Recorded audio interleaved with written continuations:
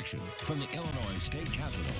Welcome back. Joining us this week, a special treat. We have Rob Kennedy, the co-CEO of C-SPAN, on C-SPAN's 40th anniversary, and perhaps some of our audience, political fans, may also watch the C-SPAN channel from time to time to go into further detail and see what's going on in the halls of Congress and in Washington, D.C. Thanks for joining us. Thank you, Mark. On this 40th anniversary of C-SPAN, you guys have a new book out. It's The Presidents, it's called. Noted historians rank America's best and worst chief executives.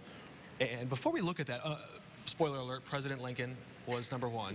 That's important to say in Springfield. It's important to say in Springfield, of course, the land of Lincoln here. We were proud to see that.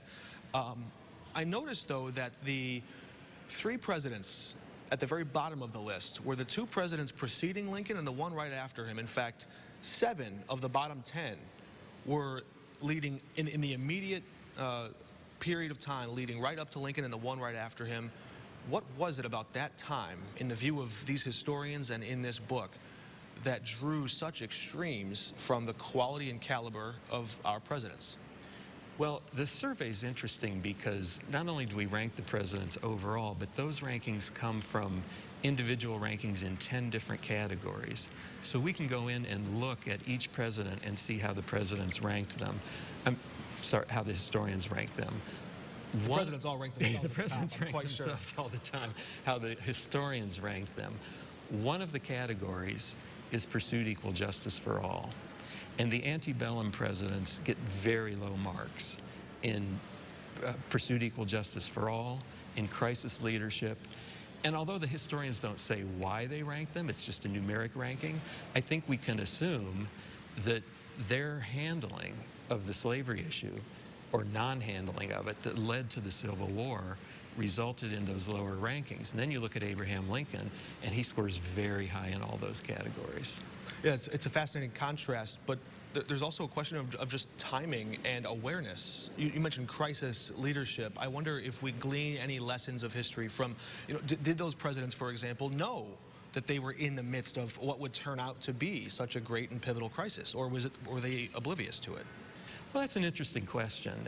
It depends a lot on the scholarship and the biographies that we use in the book, and you can answer that question by reading historians' summaries of the particular presidents. The way the book works is there's a chapter on each president, and those chapters are drawn from interviews that were conducted on C-SPAN with one historian who wrote about the book. And probably the best way to answer your question in a short way is to mention the title of the book, dealing with James Buchanan, who is the 43rd ranked president in our survey.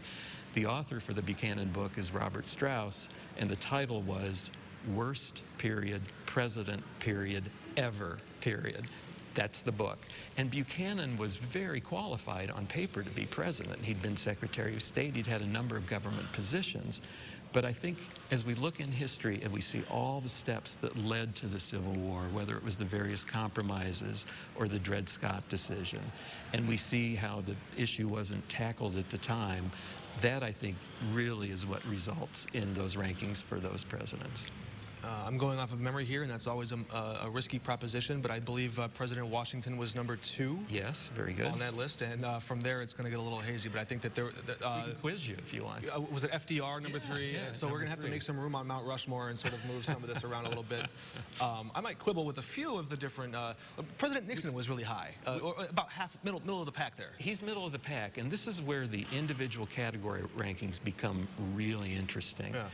One of the categories is moral authority, and Nixon scores very poorly in moral authority. But another is international relations, and of course he opened up China, favorite, right. And he ranks high. So those sort of balance out to put him in the middle of the pack. Fascinating. Well, there's a lot more in that book. I've already ordered my copy, and I look forward to reading it. But before we let you go, there is something at the very bottom of the book, or at the end of the book, as you turn through its pages, or if you scroll on your tablet, whichever kind of reader you are. But it says... It gives some insight from all these historians about where President Trump might rank in this. Any teasers or spoilers, if you will, about how these historians view President Trump in that kind of historical viewpoint? Is it too soon to say? Well, that's one thing that they say. There are 3 chapters on President Trump by our 3 historian advisors, Richard Norton Smith, Edna Green Medford, and Douglas Brinkley. President Trump is not included in the survey because his administration has not come to an end. We've done the survey 3 times at the end of the preceding president's administrations. So at this point, it's very early to assess President Trump, but they all point to certain attributes of him in the various categories. For example, one is public persuasion. How will he be ranked in public persuasion? He's the first Twitter president, I think we can safely say. How will that be assessed by historians? And then we'll do this in the future, so we'll be able to watch how his marks change over time, or any president's marks change over time. Fascinating. So the presidents, rather, available on wherever you buy your books, wherever books are sold, yes. Wherever books are sold. All right, Rob Kennedy from C-SPAN, a pleasure to have you. Thank you for joining us. Thank you very much. That does it for us this week. Thank you for joining us. We'll see you right back here at the same time again next week for Capital Connection. I'm Mark Maxwell.